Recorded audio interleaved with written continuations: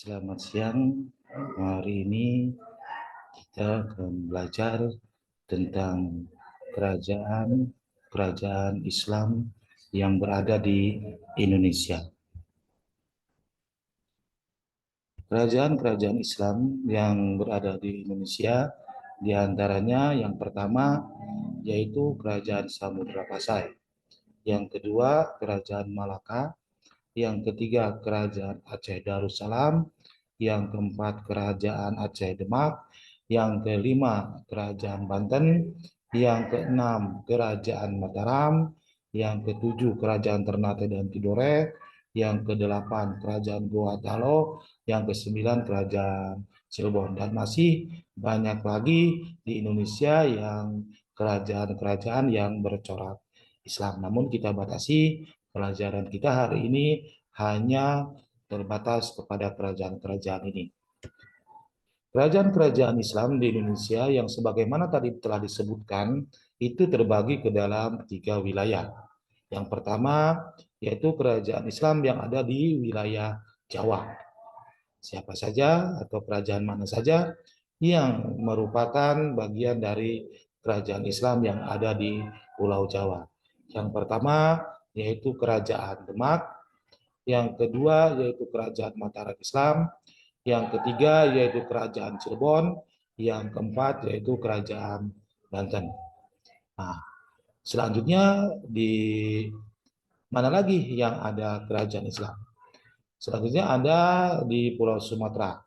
Nah, di Pulau Sumatera ini ada beberapa kerajaan Islam, di antaranya ada Kerajaan Samudra Pasai, ada juga kerajaan yang namanya Aceh Darussalam. Selanjutnya di Pulau Sulawesi ada yang namanya kerajaan Islam bernama Kerajaan Goa dan Talo. Kita pelajari satu persatu. Kita mulai dari kerajaan Islam yang berada di Pulau Jawa. Yang pertama yaitu adalah Kerajaan Demak. Kerajaan Demak ini merupakan kerajaan Islam pertama yang ada di Pulau Jawa, yang berdiri sekitar di wilayah Bintoro dekat muara sungai, namanya Sungai Demak. Kemudian raja-raja yang memerintah dari kerajaan Demak ini siapa saja? Ada yang namanya Raden Patah. Kemudian ada yang namanya Patunus. Selanjutnya ada Sultan Trenggono. Selanjutnya ada yang namanya Sunan Prawoto. Kerajaan Demak ini dia mengalami keruntuhan itu karena disebabkan oleh beberapa faktor. Ada yang namanya konflik kekuasaan. Biasa konflik kekuasaan ini adalah salah satu ciri dari kehancuran kerajaan-kerajaan yang ada di Indonesia. Karena konflik kekuasaan ini biasanya terjadi antar keluarga. Kemudian ada perpecahan wilayah. Kemudian ada timbulnya pemberontakan.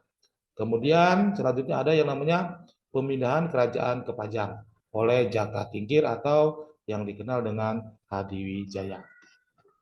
Selanjutnya kita akan mempelajari tentang Kerajaan Mataram Islam. Kerajaan Mataram Islam ini berawal dari pemberian tanah perdikan atau tanah garapan yang diberikan oleh Jaka Tingkir kepada Ki Ageng Pemanahan. Kemudian dibangunlah sebuah kerajaan yang dipimpin oleh Sutawijaya atau yang dikenal dengan Panembahan Senopati.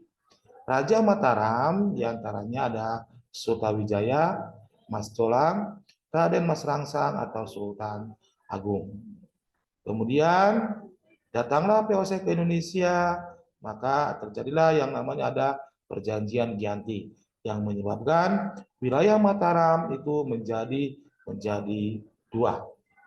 Yang pertama yaitu Mataram Timur, di mana Mataram Timur ini dikenal dengan yang namanya Kasunanan Surakarta Hadiningrat.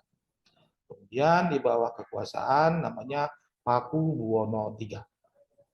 Dan Mataram Barat dengan nama Kesultanan Yogyakarta Hadiningrat di bawah kekuasaan Mangkubumi atau dikenal dengan Sri Sultan Hamengkubuwono I. Kemudian ada lagi yang namanya Perjanjian Salatiga. Perjanjian Salatiga ini menamai Mataram menjadi 3. yaitu ditambah dengan Mangkunegaraan. Pada tahun 1813, Mataram Jogja juga dibagi menjadi dua, yaitu Kesultanan dan Paku Alaman. Selanjutnya kita ke daerah Cirebon. Cirebon ada sebuah kerajaan yang namanya Kerajaan Cirebon. Kata Cirebon ini berasal dari kata Ci dan Rebon yang berarti udang kecil. Dari Kitab Negara Kertabumi berasal dari kata Caruban. Serumban yang berarti percampuran penduduk. Raja yang memerintah pada kerajaan Cirebon ini ada yang namanya Kuala Sungsang atau Cakrabumi yang kita kenal dengan ini adalah putranya dari Prabu Siliwangi. Kemudian ada Syarif Hidayatullah atau sering kita kenal dengan gelar Sunan Gunung Jati. Kemudian selanjutnya ada Fathaila, ada penambahan Ratu Satu dan Tirtayasa. Pada masa Tirtayasa, Cirebon dibagi menjadi dua wilayah, yaitu Kesepuhan dan Kanoman. Selanjutnya kita bergeser ke Kerajaan Banten, di mana dahulunya merupakan bagian dari Kerajaan Sunda. Kerajaan Banten ini, raja-raja yang memerintahnya ada Sultan Maulana Hasanuddin, anak dari Sunan Gunung Jati, kemudian Maulana Yusuf, kemudian Maulana Muhammad, Pangeran Ratu Putra, Tirtayasa, dan Sultan Haji. Kemudian kita ke daerah Sumatera. Di daerah Sumatera, kerajaan yang pertama itu namanya Samudra Pasai.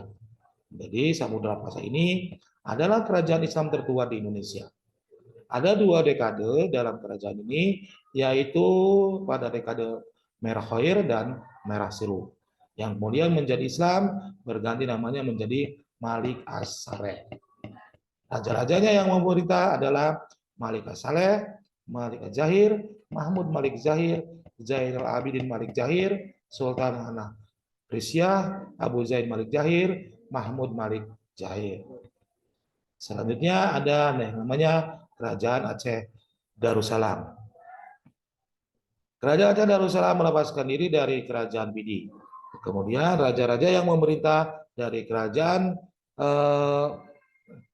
Aceh ini adalah yang namanya Sultan Ali Muhayyad Shah, Sultan Alauddin Riayat Shah, Sultan Ali Riayat, Sultan Iskandar Muda, dan Sultan Iskandar Sani. Pada Kerajaan Aceh Darussalam ini, hukum Islam itu ditegakkan. Kehancuran dari Kerajaan Aceh Darussalam yaitu adanya kalah politik dengan VOC dan Portugis dalam hal perdagangan. Selanjutnya kita bergeser ke daerah Makassar, di mana di daerah Makassar ini ada yang namanya Kerajaan Goa Talo. Kerajaan yang berasal dari suku Makassar. Kerajaan ini berawal dari 9 komunitas atau Tesalapang. Kerajaan Islam ini masuk Islam karena terpengaruh dari Kerajaan Ternate. Mubalik yang berjasa yaitu Abdul Khatib, tunggal dari Minangkabau. Raja-raja yang memerintah dari Kerajaan Goa Talo ada yang namanya Raja Alauddin, kemudian ada Sultan Hasanuddin. Sultan Hasanuddin ini sangat terkenal dengan julukan ayam jantan dari timur karena dapat memporak-porandakan Belanda. Demikian untuk pembelajaran hari ini. Saya ucapkan terima kasih. Wabillahi taufiq wal hidayah. Assalamualaikum warahmatullahi wabarakatuh.